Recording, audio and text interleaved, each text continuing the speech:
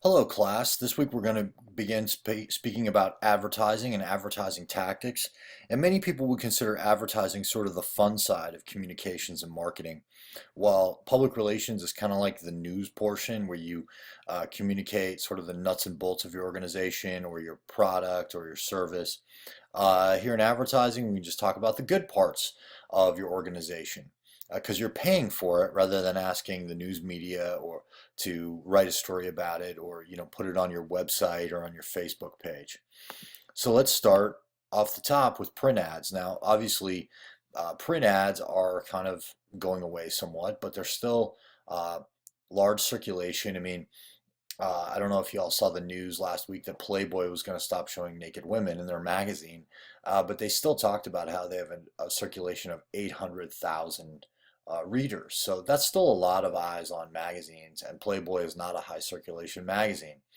But they are persuasive messages, just like all messages.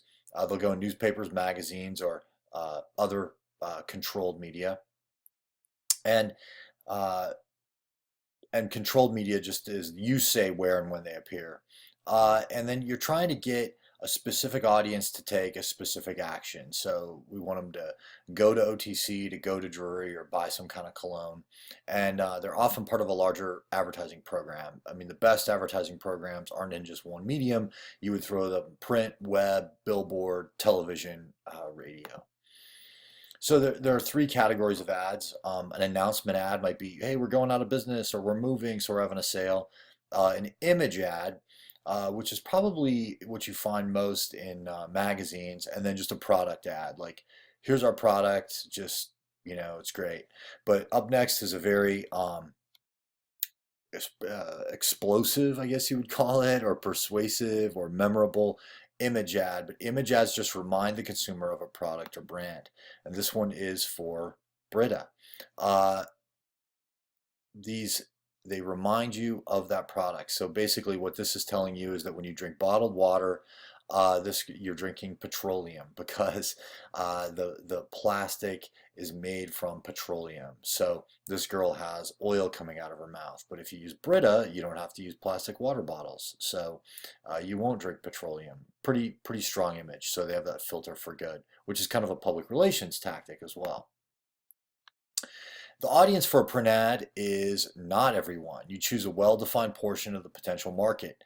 Uh, Rolling Stone and Cigar Aficionado may both have cigar ads, but the ads would be quite different in those two different magazines. So you make a strategic message planner, which we'll talk about in another lecture, but you want to decide who your audience is for and sort of target your ads at that audience. Uh, so you want to escalate from attention to interest to desire. So you grab attention, the girl with the oil coming out of the mouth, interest, what's going on, and desire, I don't want to drink oil. I'm going to buy a Brita bottle or a Brita filter. So you use the AIDA approach. If you've ever seen the movie Glengarry Glen Ross, AIDA, attention, interest, desire, action. So you get your reader's attention, interest him or her in your product, create a desire, encourage him to take an action. So parts of an ad, you've seen these in the book, but you have something visual, you have a headline, maybe a subheadline, not always, a swing line, the body copy, zinger, the call to action, buy it today, go to our website, whatever. Logo, slogan, tagline. At OTC, it's start here, go anywhere. And then mandatories. A lot of times mandatories are what you'll find like in a drug ad for, a pharmaceutical, all the kind of the disclaimers. You don't find those a lot in most ads, but especially in pharmaceuticals, you'll find those. Or, cigarette ad may say, Surgeon General's warning, smoking may cause cancer. The visual is often the first thing the viewer sees. Can the viewer identify with the image? It works best if they can. It creates a mood or establishes the theme of the ad, and then hopefully it directs the viewer's attention to the ad's message. So this is what the viewer sees. Can the viewer identify with the image? Hopefully they can. Creates a mood or establishes the theme of the ad, and then it directs the viewer's attention to the ad's message. So this is for Doc Martens, the boots this guy is wearing. Um, and then you're just saying, hey, we have Doc Martens now at this place called Seed People's Market. uh, Headlines will just, but after the visual, there's the ad's key messages. Direct the viewer's attention to the body copy. Headline is 8 words or less. Remember, subject lines for news releases, usually it's 8 words or less. It should contain a key benefit. Show how great the product can make the consumer. Here are some tips to an effective headline. Going to get the attention, target the correct audience, identify the product, fulfill a need, maybe offer a benefit. It's going to summarize the selling message, speak directly to the consumer, stimulate interest by using strong verbs, lure the consumer into the copy, and be short and avoid unnecessary words. When I think about unnecessary words, I say your words must be better than silence. An effective highlight can, or effective headline, not highlight, headline can ask a question, make a claim. That oil one does that. Maybe it's a new twist on an old phrase, tell a story, invite the consumer to do something, or appeal to emotions. A subheadline are optional. It says like a second headline. It can clarify things, can be a little bit longer than the main headline. So body copy. So you want to begin with a swing line that moves the reader from the headline to the body copy. Uh, but only 1 in 7 viewers make it this far. If your image, headline, and subheadline are good, the body copy won't matter much. You need to have a clear beginning, middle, and end. Research explains the important features and benefits. Strongest selling point, emotional appeal, closes with a zinger, snappy, clever, and memorable. And ask for the sale with a call to action.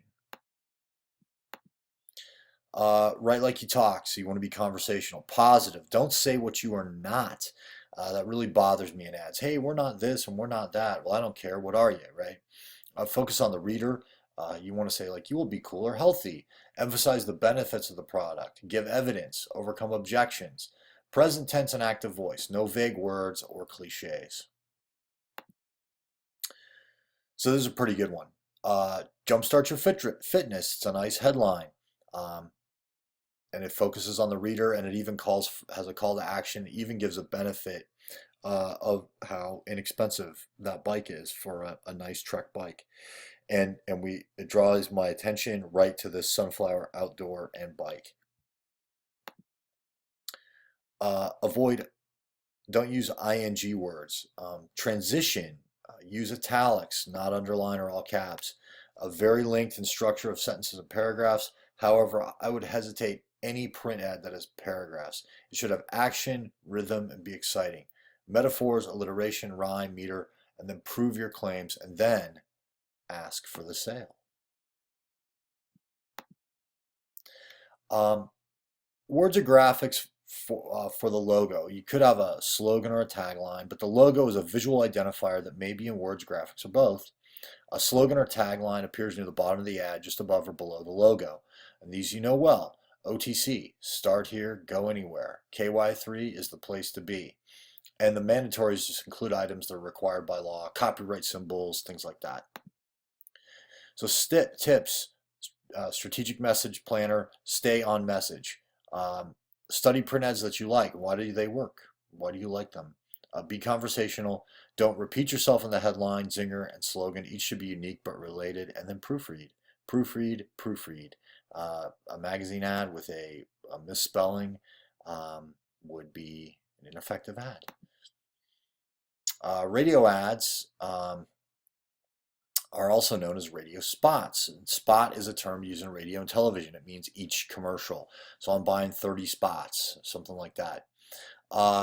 The purpose of all advertising is to get someone to take a desired action, and the audience depends on where the station broadcasts and what programming it plays. You can have live read scripts, rarely, pre-recorded usually, and radios are portable. You're in the car, cleaning house, whatever, when you're listening to the radio. Keys to success: simple message and clear call to action, right? The media is linear, so it is there and then it's gone. And then one key is pronouncers. You want to, if you have a weird name or something weird, A title, you want to have a pronouncer in there. You have to know how to pronounce names and titles. Content, there's varying lengths, usually 30 seconds, but you might have a 10, a 15, a 20, or a 60. Repeat your key points and then be explicit. We're going out of business. We're located across from the Battlefield Mall. Very specific.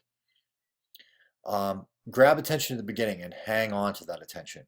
And close with a call to action. Give enough information to allow the audience to take that action. And then check out broadcasts and podcast writing in the first section of the book and write how the audience talks. Write to just one person, not everyone, but the one person hearing the ad. Tell a story, but don't be boring. Read it aloud. It's the only way you'll get past stumbles, hard to say words, and the timing. If you want it to be a 30-second ad, it cannot be 30 seconds and a half. It has to be, well, it could be 29 and a half, but it's got to be about 30. Television advertisements, also known as television commercials or spots. So like all advertising, you want to get a viewer to take a desired action. Audiences are well defined. Discs or tapes are just electronic these days. You know, you can upload something to somebody's FTP site, file transfer protocol. Now they run not just on TV, but also websites or YouTube. Local advertising, and I sold local advertising. That's one kind. Then there's national advertising. You see that in prime time or during football. Local station airs them, but they're purchased through the big network. So basically everybody in the country is seeing that ad. And syndicated advertising, those come with syndicated shows like Wheel of Fortune or Judge Judy. Local station buys the program, but some of the ads are in the show. So like Chia Pet is a syndicated ad. You got to stay on message. Sight and sound should grab attention, not as much the copy. But it's a written script, production cues on the left, script on the right. And I write in all caps here just to make it big. No words broken by line changes. Make sure the reader knows how to pronounce the names and words. You can make a storyboard, drawings, or even cut and pasted photographs that should show close-ups or wide shots along with camera angles, audio information with each drawing, oftentimes as a caption. We're just going to do just a straight-up script. Don't make TV, radio with pictures. Pictures are worth 1,000 words. Hit and run writing technique. Remember, acknowledge the visual and run with the copy. With each shot, how long should you hold the shot? 2 to 8 seconds. No less than 2 seconds. 8 would be pretty long. You want to talk about wide, medium, and close-up or tight shots. And on storyboards, you would show the angle, low, from above, etc. A sequence is a series of shots, establishing shots. It's usually wide. Change up the length, width, and angle of your shots. Go longer than shorter. Wide shot to a medium shot to a tight shot. You don't want to go wide, wide, medium, medium. And you can sometimes follow 2 tight shots together. And I did have some examples, but I'm not going to show them to you today. Tips: complete the strategic message planner before writing your script. Don't sacrifice strategy to entertainment, and test your message on a focus group before committing to expensive production. Web advertisements. This is really to get viewers to click through to the sponsor's website. So you put these on the host website. That's your target audience. And the media is the web. You can also have them in live email attachments and on YouTube. There's all kinds of web ads, different styles. We're just talking today about text banners and skyscrapers. Begin with a strategic message planner. Again, you can put them together like a print ad or a TV ad, and design is really important on these. And you can have some of the same elements as a print ad: headline, product name, slogan, logo, benefits, questions. And then you want to have an offer sometimes if they click through. No lengthy paragraphs. Copy needs to help define the design. If you don't need much text, it can be a simple design. Be sure to complete the strategic message planner. Don't underestimate simplicity. Excessive high-tech visuals can distract and or annoy. So look on the advertising links on sites such as the New York Times to keep current on web ad trends. And the other nice thing about web advertising is it can be relatively inexpensive. So that's going to do it for advertising tactics. We'll talk about strategic message planners at our next lecture.